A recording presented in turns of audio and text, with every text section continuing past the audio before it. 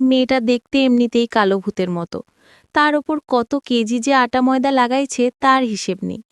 ও sorry, ভূত বললেও ভুল হবে, কারণ ভূতও ওকে দেখে ভয় পাবে নিশ্চিত।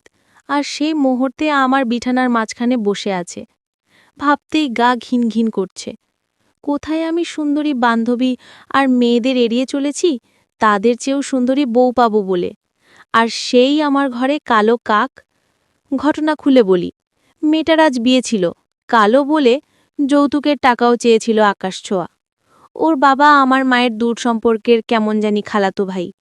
লোকটা আমার আম্মুকে টাটকা সবজি আর মুরগি দিয়ে যেত। সেই সুবাদে মা জানতে পারেন ওনার মেয়ের বিয়ে আর যৌতুকের কথা। কিন্তু আমার মা আবার যৌতুক বিরোধী, তাই আমাকেই পাঠিয়েছিলেন এর প্রতিবাদ করতে। আমি হতভাগা গিয়েই সোজা বরের গায়ে কষে 3টা চড় দিয়েছিলাম। ব্যাস, বরপক্ষ রেগে গিয়ে বিয়ে না করেই চলে গেল, আর গ্রামের লোক বরের জায়গায় আমাকে বসিয়ে বিয়ে দিয়ে দিল। বাসর ঘরে ঢোকার বিন্দুমাত্র ইচ্ছে নেই, তবুও বাধ্য হয়ে ঢুকতে হচ্ছে নিয়ম ঠেকাতে। আর ঘরে ঢুকতেই দেখি কালো কাকটা আটায় ডুবে নিজেকে সুন্দরী জাহির করতে ব্যস্ত। মেয়েটিকে বললাম, কি নাম যেন তোর? মেয়েটি আমার কথা শুনে 2 মিনিট চুপ করে আমার দিকে তাকালো, যেন তুই কথাটা তার সাথে বেমানান। আবারও ধমক দিলাম, কিরে, কথা কানে যাচ্ছে না?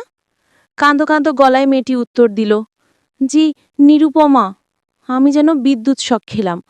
না, তার নামে নয়, তার কণ্ঠে। কালো মেয়েদের কণ্ঠ বুঝি এমনিতেই সুন্দর হয়। খুব সুন্দর কথাও তারা দারুণ গোছালো কণ্ঠে বলতে পারে। তা এই প্রথম জানলাম। কাক না বলে কোকিল বলা উচিত ছিল বোধহয়। সেই কথাগুলো মনেই রাখলাম।